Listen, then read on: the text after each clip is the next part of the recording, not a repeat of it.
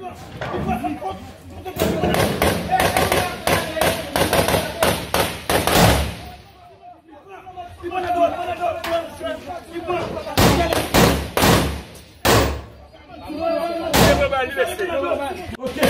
la Cécile Carré.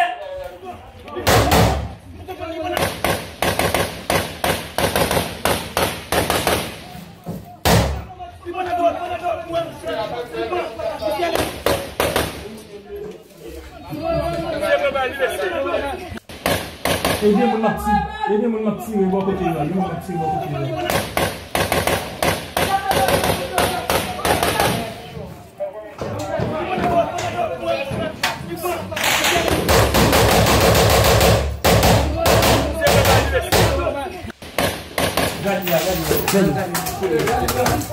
Qui les hommes s'en